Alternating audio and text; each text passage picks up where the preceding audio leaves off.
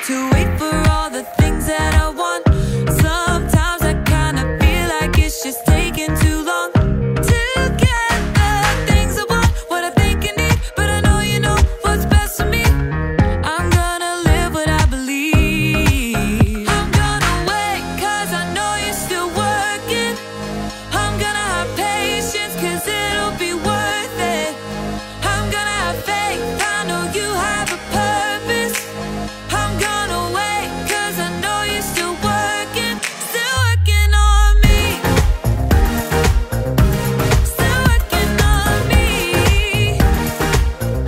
I know that sometimes I just need to slow down and trust that you are working all of this out. You know the things I want, what I think I need, but I know you know what's best for me. I'm gonna live what I believe. I'm gonna wait 'cause I know you're still working. I'm gonna have patience 'cause it'll be worth it. I'm gonna have faith, I know you have a purpose. I'm gonna wait 'cause I know you're still working on me. Still working on me. I'm gonna hold up, slow down. I'm gonna trust that you're working it out. I'm gonna hold up, slow down. I'm gonna trust that you're working it out. I'm gonna hold up, slow down. I'm gonna trust that you're working it out. I'm gonna hold up, slow down. I'm gonna trust that you're working it out. I'm gonna wait 'cause I know you're still working. I'm gonna have patience 'cause it'll be worth it. I'm gonna have faith, I know you have a purpose. I'm gonna wait 'cause I know you're still working on me. Still working on me. Still working on me.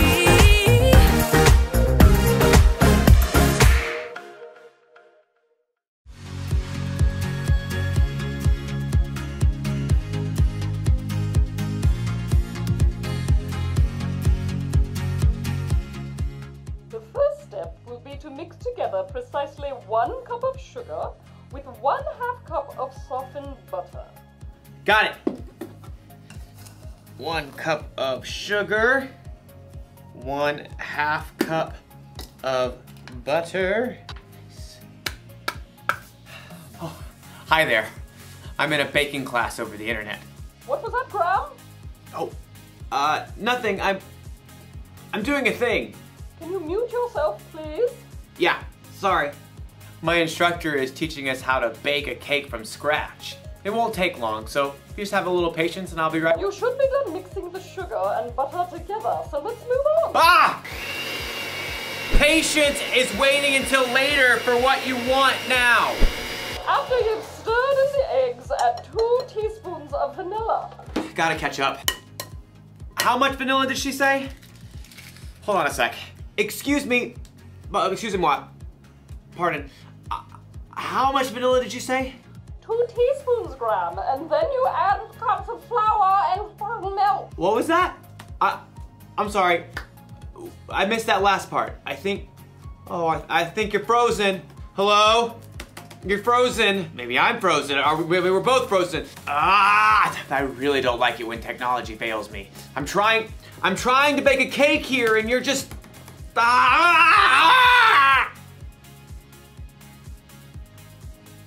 And I have to wait until it unfreezes before I can make my cake. You know, sometimes we have to wait for things when we really, really don't want to. Just like in today's story. And sometimes, also like in today's story, we don't wait. I am making this cake. How much milk and flour did she say? I don't know. We'll see you soon. Oh! Yeah. Yeah.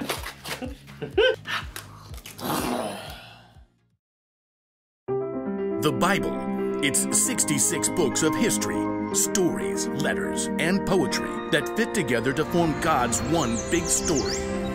The epic adventure of how He created us and loves us so much that He made a way to rescue us. As we travel through the Bible, from Genesis to Revelation, we discover people who met God and found their lives changed forever.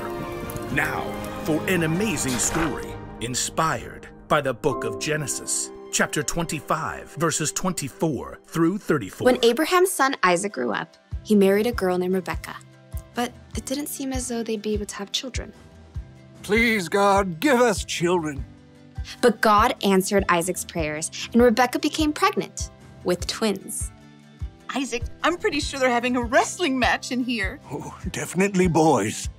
Rebekah asked God about the struggle she could feel. He told her, 2 nations are in your body. One nation will be stronger than the other.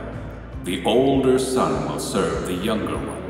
When it was time for the babies to be born, they came out fighting.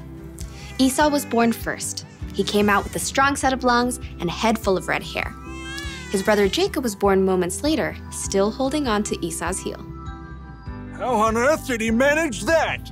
The brothers shared the same birthday, but as they grew, that was about the only thing they had in common. Esau loved to roam far out into the wilderness.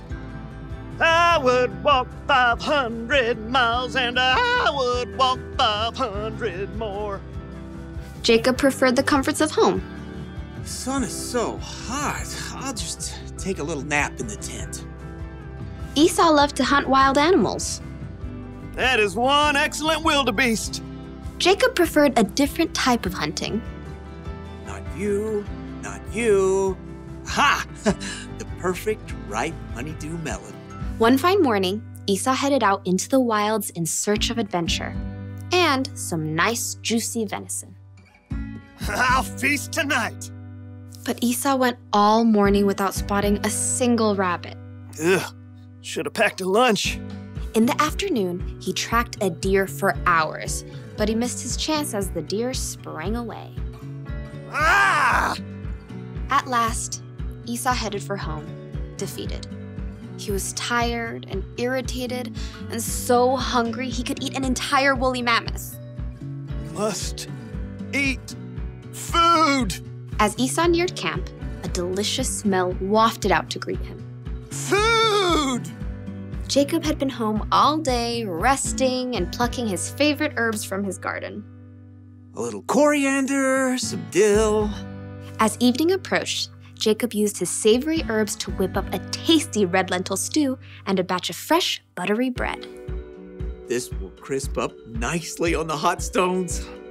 By the time Esau had arrived in camp, Jacob's stew was simmered to perfection, and the bread was hot and crusty. Food! Food! Esau lunged for the stew cauldron, ready to grab a bowl, but Jacob blocked his path. Not so fast. Step aside, I'm hungry. Clearly. Just let me have some of that red stew. Certainly. Esau tried to dive for the stew pot again. Just one itty-bitty thing. What? Well, first, give me the rights that belong to you as the oldest son. Esau spent more time listening to his stomach than his brain. So in that moment, his stomach won out. Look, I'm dying of hunger. If I die, those rights are pointless anyway. Now give me that stew. Esau sprang forward once more. Promise to give me your rights. Fine. Fine what? Fine, I promise. Promise what? I promise to give you my rights as the oldest. Cool. Help yourself. Jacob stepped aside as Esau hurled himself at the stew pot. Stew! Esau happily gorged himself on rich stew and fresh bread. But as his stomach filled up, he had time to stop and think again. Esau had just traded the rights of a lifetime for a meal that would only last him a few hours.